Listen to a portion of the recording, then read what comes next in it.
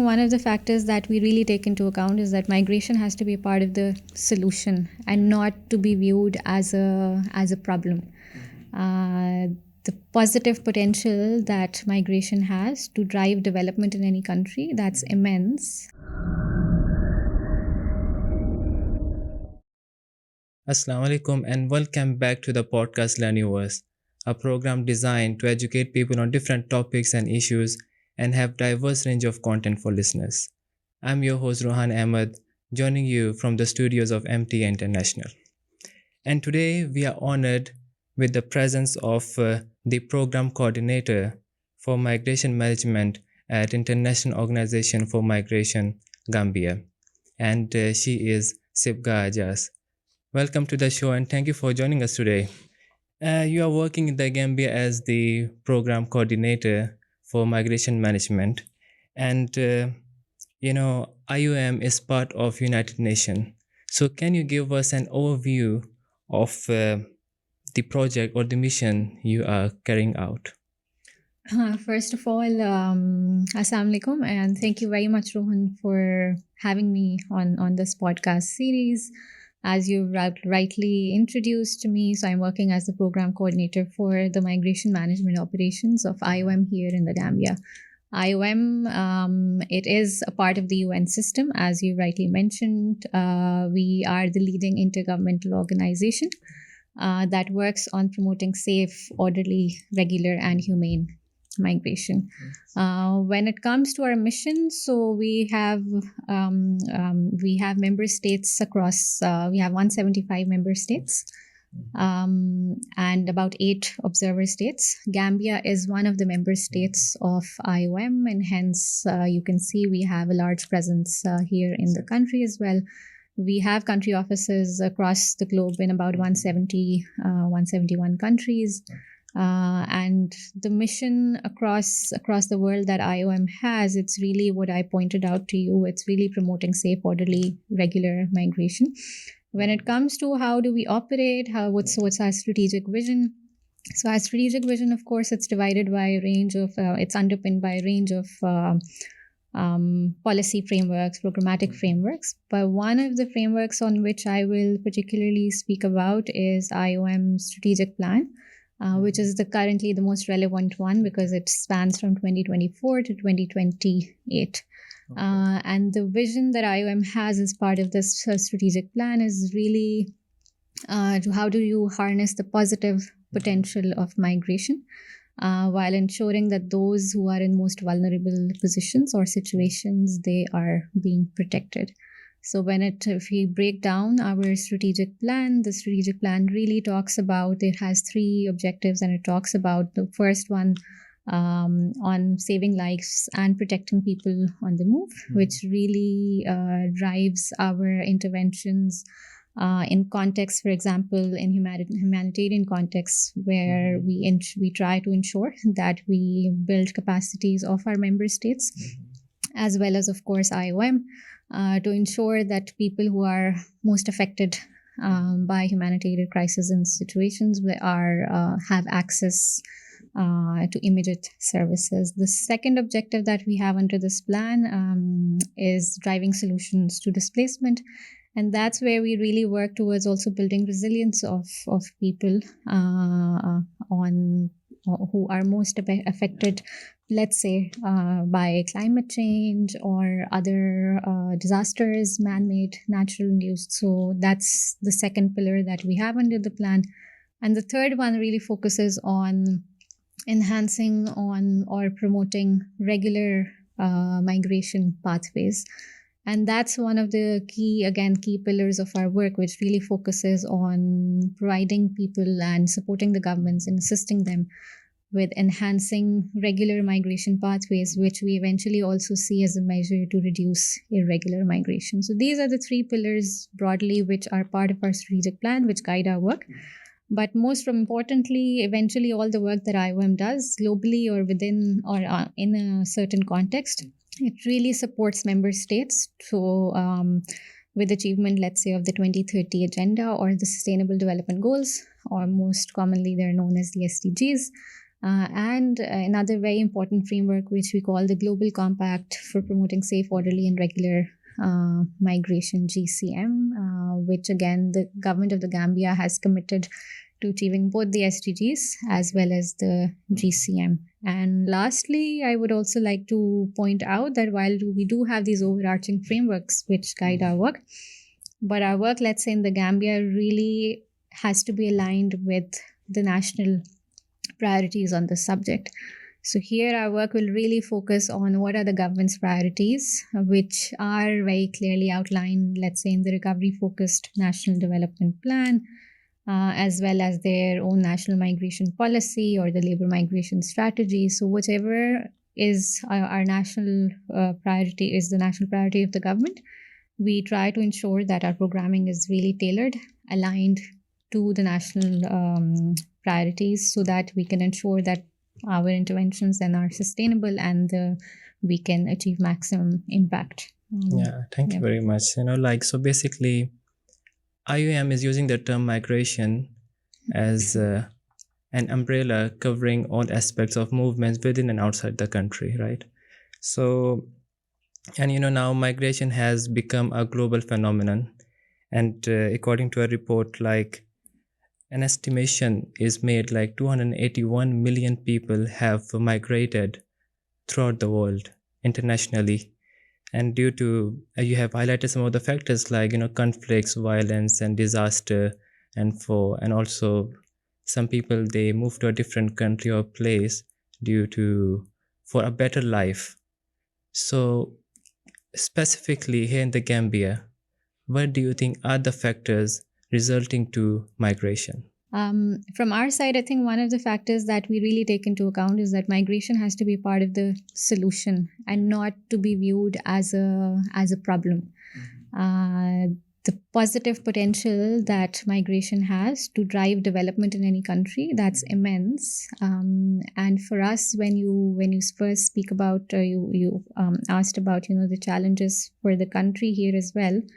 So migration is something that is not just to be seen as the country is facing migration challenges, but the positive potential attributed or associated with migration, it's immense, that also needs to be harnessed.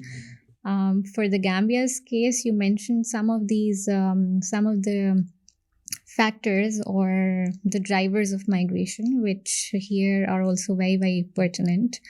And again, I think we're all aware of the challenges that the country is going through, but some of the most common ones that we're seeing, and maybe I can talk about those. One of them is limited access to employment or livelihood opportunities. We still don't have the results from the latest census, but the last census showed that about over 60% of the country's population is under the age of 24, which is a massive young population. And for such a young population or such a young country, if I can call it, there have to be adequate employment opportunities that match this population growth. So that is one of the things that we're seeing, or one of the key drivers of migration, outward migration from the country, which is commonly cited as well by government counterparts when we speak with communities, and that's something that we see quite commonly. And this is also the limited employment opportunities. It's not that it's also driving migration outside the country, but also it's driving migration within the country from one region to another, and that's also common.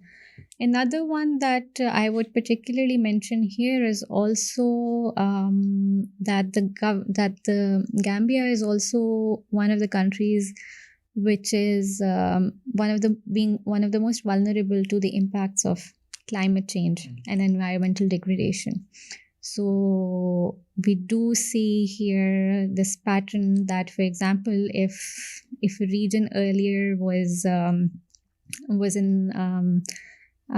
being used to generate livelihood through agricultural activities, the land is no longer can be used, and that's because of the impact of climate change. So there are certain parts of the Gambia you would be more familiar where we see that there is an arid climate. So lack of water resources, that's a common issue, especially certain border communities.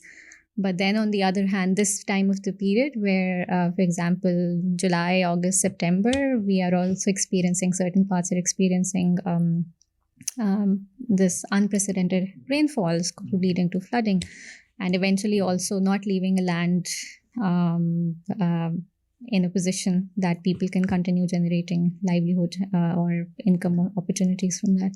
So the impact of climate change, I would definitely say that that's another one of the key factors. You have already highlighted that in the Gambia, for the sake of better lifestyle, better standard of life, people tend to migrate outside the country, and they end up also even risking their lives. So how is IUM, working or addressing these issues and trying to help the people of the country? Again, thank you for this question, and the part about that. Yes, many people who choose to move, they often end up risking their lives, and here I think one of the key factors also to consider, which again also goes back to the drivers of migration, is that people are not aware of the regular or the safe pathways on migration. So when they're making their migration decision, that okay, if a person decides that I want to move, maybe this XYZ country or the XYZ region has a better has better opportunities in terms of employment, people don't have access or enough access to that sort of information, that how to go about that decision. And that is one of the key areas in which, when you asked me about that, how are we working on this topic? So again, while all of our programming, it's really underpinned by our strategic plan, and specifically currently the work that we're doing under our objective 3 of our strategic plan, which is on regular migration pathways. That's where a lot of our support is going towards the Gambia. And I can speak of a few examples of the key thematic areas on which we are working. One of which is really strengthening the government's capacity on immigration and border governance. And when I talk about that, so it can be technical capacity building of the government, let's say, on how to manage borders in an effective, safe, secure way, while ensuring that those vulnerable populations are protected and all human rights principles are adequately taken into account. The other area where we're closely working with the government is on supporting the government with promoting the concept of safe, regular migration pathways. And when I really talk about, when I mention this term, I think, for example, one of the areas where we currently have projects are supporting the Ministry of Trade, for example, with conducting a lot of skills development training for young population and young job seekers, so that they have the right skills, the right qualifications if they're choosing to move outside the country or even within the country. Similarly, another area of work that we have is engagement with the diaspora population. So, for example, you would know that Gambia has about 10% of the country's population can be counted as diaspora. Okay. Again, we don't have the results from the latest census, but more or less this would be the figure. So, harnessing the potential or the technical strengths of the diaspora population that are based outside the Gambia, so using them as a key force to drive development in the country. Then I think another very important area of work that we have is direct engagement or support for the communities. So, for example, helping most vulnerable communities, which are, let's say, whether affected by the impacts of climate change, whether they are from the border communities, which have been affected by other sort of factors. So we support them with, let's say, setting up small businesses, generating livelihood opportunities. But at the same time, we also work with the communities on promoting awareness of migration as a whole, and what are some of the safe, regular pathways of migration. And then I think last but not the least, while of course there's a lot more that we do, but I would also say that overall for us it's important to work on the entire cycle of the migration. So it's not just outward, there is also a returns element as well. So this is just a gist of what we have here in the country. Yes. And another very important issue which is normally addressed by IOM is on human trafficking, and it's a reality, and it's also alarming. According to the report of UN, 14% of human trafficking cases worldwide are happening here in Africa. So what do you think that how people get trapped into the clutches of such human traffickers? I think you would have also seen the US State Department's latest trafficking in persons report was released recently. So that report is basically, it just highlights the gravity of the situation in the country, and it ranks countries according to the level of effort that they're making to combat trafficking in persons.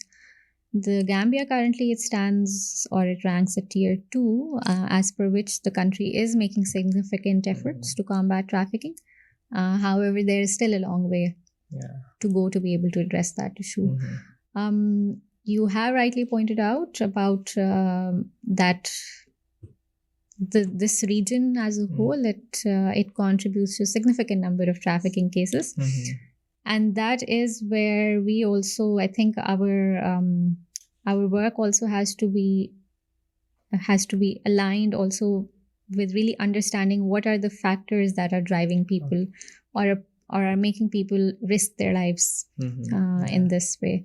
For the Gambia's case specifically, again, not having access to information or access to opportunities which will lead them to safe, regular migration pathways. That is something that we are seeing as one of the factors due to which often people end up in the trap.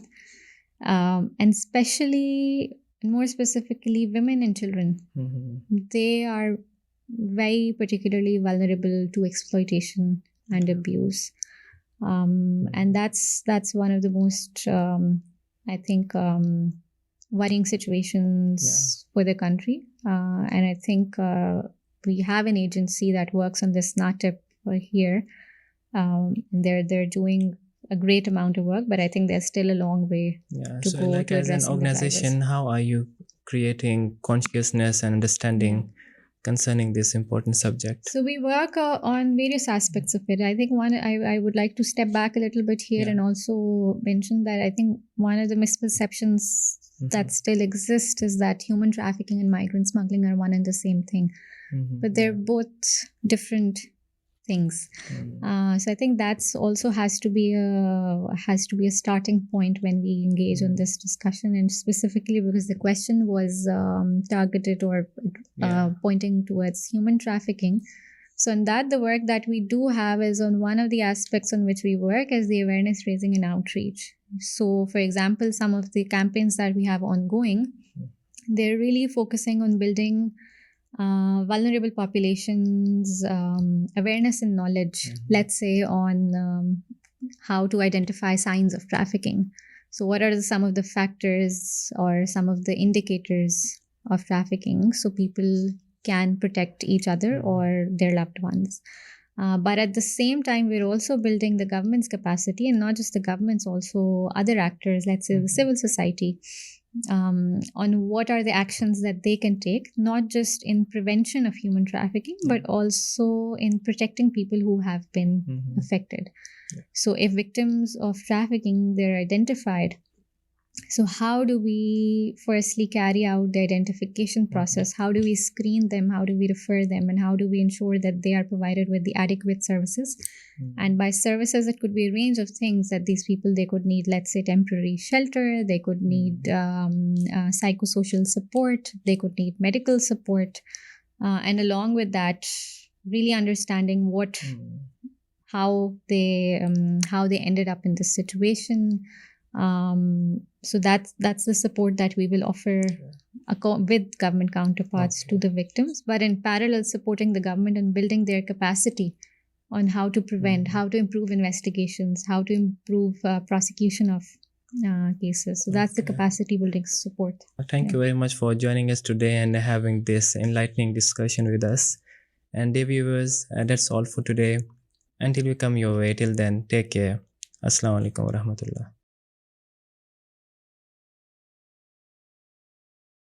Be ready to work hard. Put in the extra hours that normally not many people will put it in. That's number one. Number two, be honest in everything that you're doing, regardless of whatever situation you find yourself with the challenges. But be honest.